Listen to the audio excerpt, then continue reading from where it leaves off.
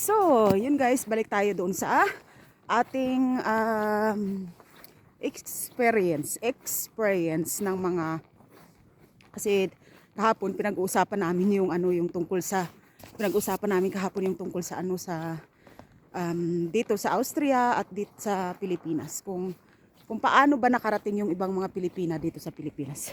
Balik tayo natin guys kasi may dadaan sa akin. So ngayon, pinag-usapan nga namin na kung anong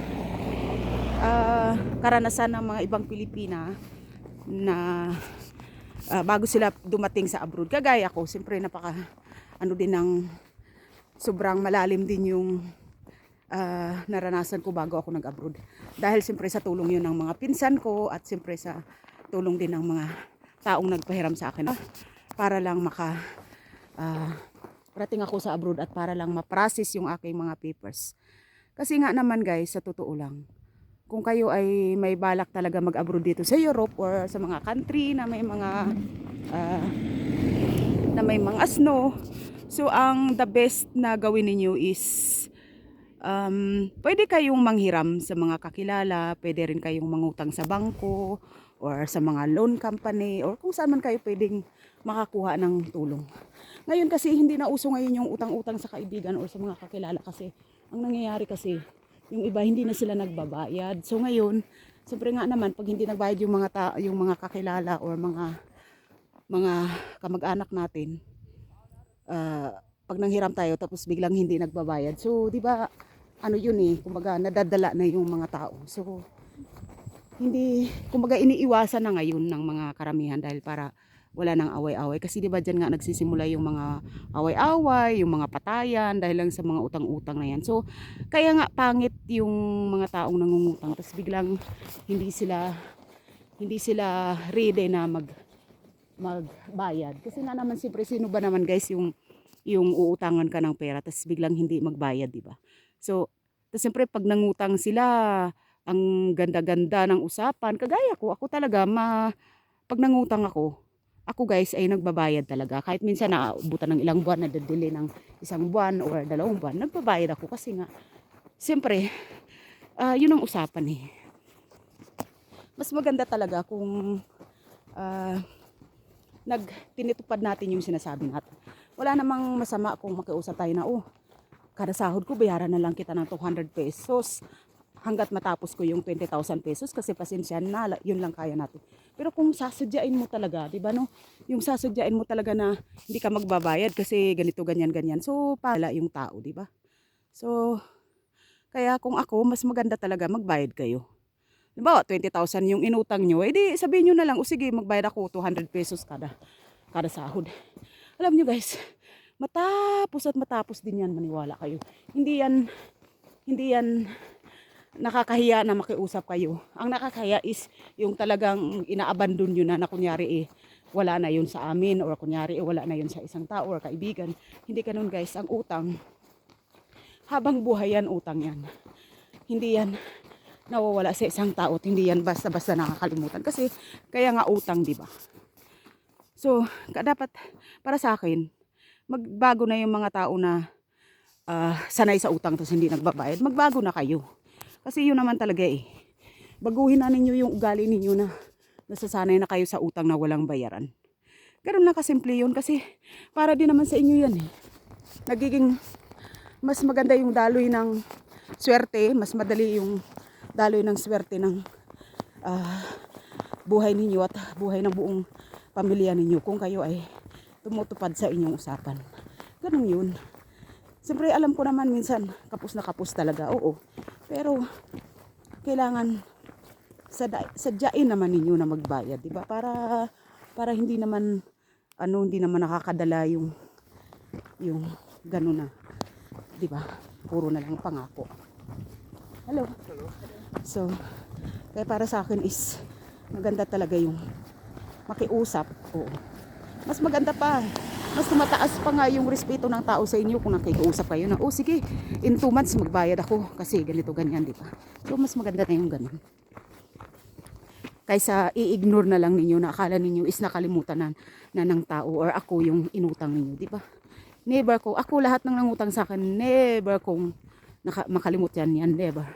Pero lahat ng sinabi ko na, oh, sige, okay lang, wag na kayo magbayad kasi okay na tayo. Pero pag sinabi kong utang, yung ganitong bayaran nyo talaga. Ganun lang. Kasi, hindi na kayo makaulit sa isang tao kung minsan na ninyong ginawa or 2 times, 3 times na hindi kayo nagbayad. Hindi na kayo makaulit niyan. Maniwala kayo. Ganun talaga ang buhay. So, tanggapin na lang natin, di ba? So, aral yan para sa lahat at para sa mga gusto mag-abroad. Yun lang guys, magpakalakas kayo. Gawin ninyo at i-force ninyo kung ano talaga yung gusto nyong pangarap. Gusto nyong makarating sa abroad gawin ninyo. Pero kailangan may sipag at tiyaga.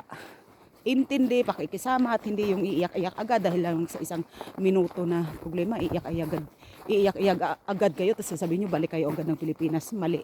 Dapat kung ano yung mali yung pag-aralan ninyo kung paano mapabuti, di ba? Para sigurado. Kasi hindi matutupad ang inyong pangarap kung hindi talaga ninyo i-force, di ba?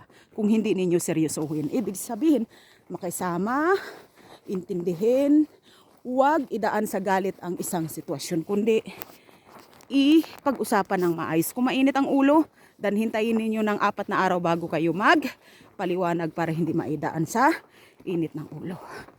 Ang lahat ng mga bagay. Ganun lang kasimple. Or, kung masanay naman kayo, kalimutan agad. Yung pag medyo na pahiya kayo ngayon, kalimutan na lang nyo kaagad para change another topic agad para hindi sumabay doon sa init ng ulo yung isang kung ano mang mga sitwasyon. Yun ay mga payo ko lang guys. Good advice para din sa mga may mga pangarap na gustong makarating sa abroad at matupad ang kanilang pangarap. Bago kasi matupad ang inyong pangarap, bago kayo makapagpatayo ng bahay is mag-iipon muna kayo ng 10 to 20 years. So yung iba naman siniswerte, 2 taon lang sila nag-ipon is nakapagpatayo agad ng bahay. Kasi yun ay ibig sabihin is talagang sinuwerte sila dahil yung siguro meron silang nagawang maganda sa kapwa kaya mabilis yung kanilang swerte. Tapos yun nga ang puhunan is makisama, makiusap at gumising ng maaga kung pwede lang gumising na kayo ng alas 4:30, mag-almusal, magbiyahe, at mag-prepare na para magtrabaho. At ang trabaho guys, hindi laging madali sa abroad. Unang-una, all around kayo. Hindi pwedeng aarte-arte sa trabaho. So, pag kayo'y matyaga, sigurado na makakaipon kayo. At ang pag-iipon ay hindi agad-agad milyon. Kahit sa isang araw na yan, makaipon lang kayo ng 10 pesos hanggang 3 years, 4 years, ipunin ninyo yung 10 pesos araw-araw kung magkano na yan. Or dollar, balik rin natin, $10 a day, di ba? Or kahit man lang $1 a day. I-try lang ninyo.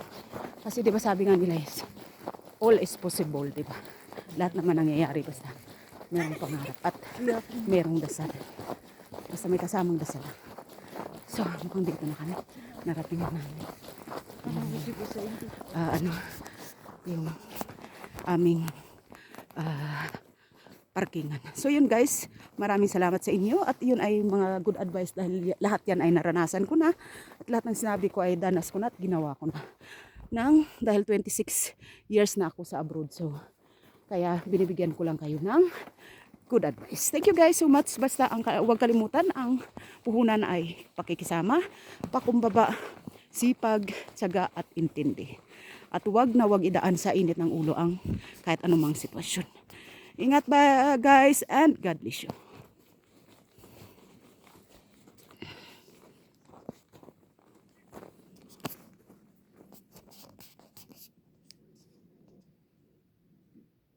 So yung ganda oh. Ganda ng araw kaya yan. Ang linis-linis tingnan.